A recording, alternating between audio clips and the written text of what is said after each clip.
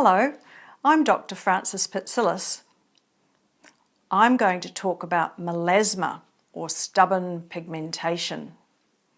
Melasma is the general name given to stubborn pigmentation of the face when diseases causing pigmentation have been excluded and medical conditions. This is a very common, disabling and upsetting condition that mainly affects women and a minority of men.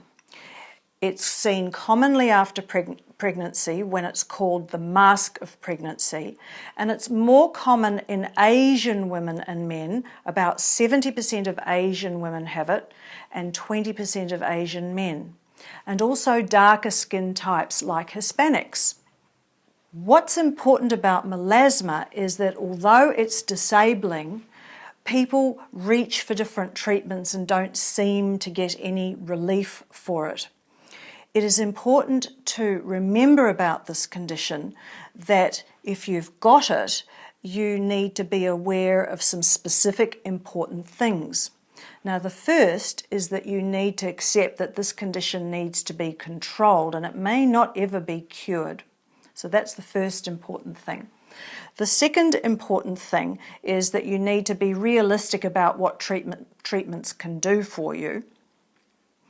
The third thing is that you need to go to someone who knows what they're doing, and if they haven't got an ultraviolet light called a Woods light or a Woods lamp, then they don't know what they're looking to treat, because the important thing about this ultraviolet lamp is that it will show us where the pigment is, whether it's in the superficial level, in which case if you've got lighter skin, intense pulse light can treat it, or whether some of it, and often some of it is in the deeper level and we need to do more internal work to get rid of it.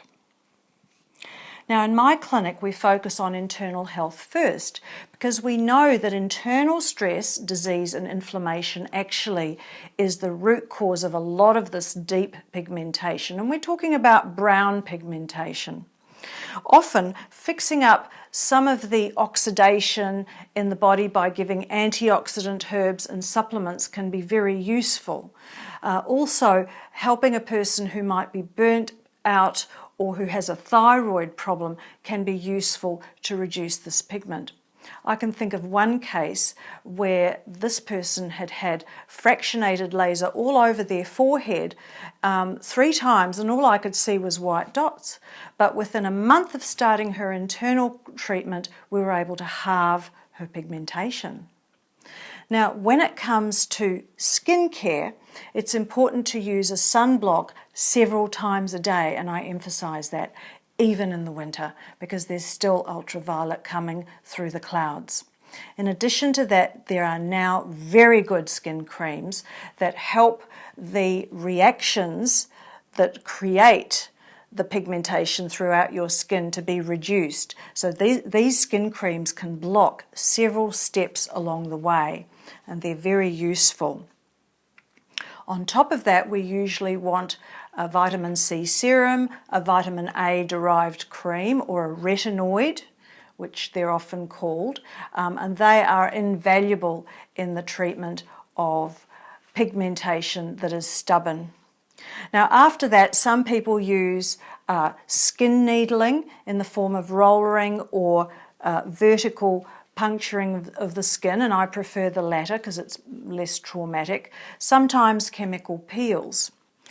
Now, when it comes to light therapy, although a lot of clinics have intense pulsed light, this treatment is often unsuitable for the darker skin types because it's more likely to give overpigmentation afterwards or burn that person's skin.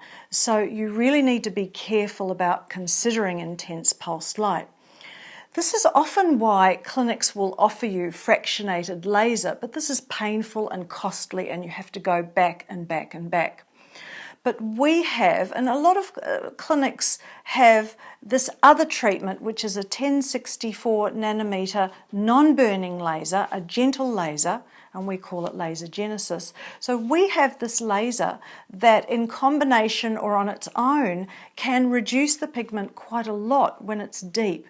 And this is because this laser is attracted to the deep redness in your skin, which is often involved with the brown pigmentation.